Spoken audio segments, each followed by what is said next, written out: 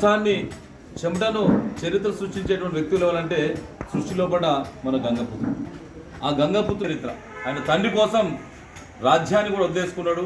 తండ్రి యొక్క సంతోషం కోసం ఒక రాజ్యంలో ఒక సామాన్యమైనటువంటి పౌరులు ఉన్నటువంటి చరిత్ర కూడా మనం భీష్ముని యొక్క చరిత్ర తెలుసుకోవడానికి ఈరోజు అద్భుతమైన కార్యక్రమాన్ని ఏర్పాటు చేసినటువంటి భీష్మ యువజన సంఘం అధ్యక్షుడైనటువంటి మన నరేష్ గారికి నేను హృదయపూర్వకమైన ధన్యవాదాలు. ఈ కార్యక్రమంలో విచ్చేసినటువంటి గంగపుత్ర సంఘం అధ్యక్షుడైనటువంటి పూన సత్యయ్య గారు, అదేవిధంగా జనరల్ సెక్రటరీ అయినటువంటి కిష్టయ్య గారు, అదేవిధంగా దశరథ్ రాజు. మా ఎంత గొప్ప చరిత్ర అంటే భారతాన్ని రచించింది ఎవరో కాదు, సత్యవతి యొక్క కొడుకైనటువంటి ఎవరు వేదవ్యాసుడు.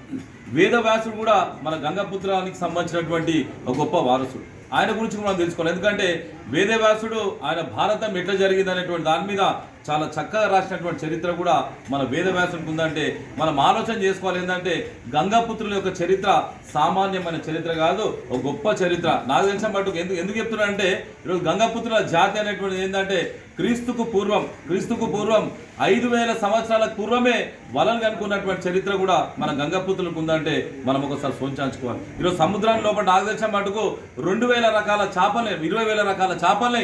అదేవిధంగా నదులలో కానీ చిన్న చిన్న కుంటలల్లో 2300 చేపల్ని అంటే మనం ఒకసారి ఆలోచన చేసుకుని మనం వాడుకున్నటువంటి చేపలు 200 రకాల చేపలు ఈరోజు మన దగ్గర ఉన్నాయంటే మనం ఆలోచన చేసుకోవాలి. ఈ మధ్యన మనం చూస్తున్నాం ఉద్యోగాలకు సంబంధించిన అమెరికా పోతున్నారు. ఈరోజు అమెరికా అక్కడ ఉన్నటువంటి వాళ్ళు కూడా ఎలుగొడితే మన భారతదేశానికి చాలా లక్షల డాలర్ల చూసిన వాళ్ళు ఈరోజు అడుక్కోవాల్సిన పరిస్థితి వస్తుందంటే ఉద్యోగాలు కూడా ఎప్పుడైనా పోవచ్చు, ప్రైవేట్ ఉద్యోగాలు ఎప్పుడైనా పోవచ్చు.